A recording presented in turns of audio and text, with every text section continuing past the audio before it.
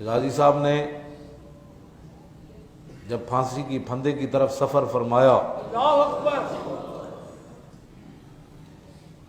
یہ تو پھانسی کے پھندے دیکھ کر مولانا کفایت علی کافی کے ہم سنتے تھے، غازی علم الدین کا سنتے تھے، لیکن ممتاز قادری نے جو کیا ہے اللہ اللہ، وہ تو غازیوں سے بھی سبقت لے گیا ہے۔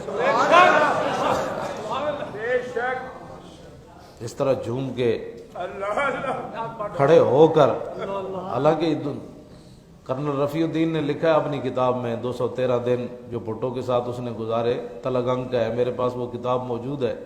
کہنے لگا بھٹو کو جب ہم لینے کے لیے گئے پھانسی کے لیے تو وہ بے ہوش ہو گیا، ہم اسے اسٹریچر پر لے کر گئے تھے، اس نے لکھا ہے جھوٹ لکھا ہے یا سچ لکھا ہے میری اس سے غرض نہیں ہے۔ اور پھانسی کا یہ دستور ہے کہ جب بھی کوئی کسی کو لے جاتا ہے 2 پولیس والے دائیں 2 بائیں ہوتے ہیں، لیکن غازی صاحب 5 فٹ ان سے آگے جھوم کر چل رہے ہیں۔ سبحان اللہ، سبحان اللہ، تو کون سی چیز تھی؟ ورنہ تو بھٹو جیسا بندہ جو کیسے مکے بھی لہراتا تھا وہ اپنے بستر پر بے ہوش ہو گیا پھانسی کا نام سن کر۔ اور غازی صاحب کا جو نوکر تھا وہ پولیس والا، وہ کہنے لگا غازی صاحب نے مجھے فرمایا تھا کہ میں نے روزہ رکھنا ہے، صبح پیر ہے، تو کہنے لگا میں نے جا کر 12:15 بجے جگا دیا۔ تو غازی صاحب نے کہا سحری ہو گئی؟ انہوں نے کہا نہیں جی سحری نہیں ہوئی، آپ کا سفر آخرت جو ہے وہ شروع ہونے والا ہے۔ تو وہ پولیس والا تڑپ کر بتا رہا تھا کہ غازی صاحب نے کہا الحمدللہ الحمدللہ، کیا ہے یہ کون سی چیز ہے؟ کہا کہ ایک کھجور کھا کے روزہ رکھ لیا۔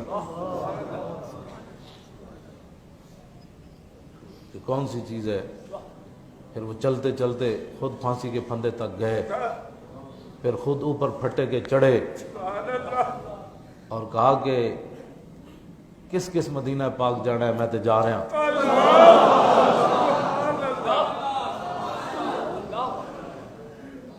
یہ آپ کے لیے یہ جو بے غیرت جو ممتاز قادری کے خلاف باتیں کرتے ہیں، آپ یہ اس لیے میں بتا رہا ہوں کہ آپ ان کو کہیں بے غیرت ہو، یہ موت دنیا میں ہی فیصلے ہو جائیں گے، تھوڑا سا انتظار تو کرو نا۔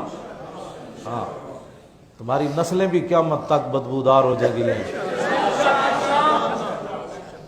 شہباز شریف کی نسل میں قیامت تک، شہباز شریف کی نسل میں کوئی یہ نہیں کہے گا میں ان کی اولاد میں سے ہوں، امت مسلمہ ان پر تھوکے گی، بلکہ ان کو زندہ رہنے کا بھی حق نہیں دے گی کہ تم نے اتنا بڑا ظلم کیا ہے۔ کاش کے رسول کو پاکستان اس لیے بنا تھا، لاکھوں مسلمانوں نے اس لیے قربانیاں دی تھیں کہ حضور کے عاشقوں کو پھٹے چڑھا دیا جائے گا، اور وہ بھی اس حال میں کہ رات سوئے ہوئے ان کے خاندان کو جگا کر کہا کہ جی غازی صاحب کی طبیعت خراب ہو گئی ہے، تو راستے میں کہا کہ نہیں آخری ملاقات کے لیے ہے۔ اتنا تم نے مطلب یہ تو دنیا میں کوئی دستور منشور ہمیں بھی بتاتے۔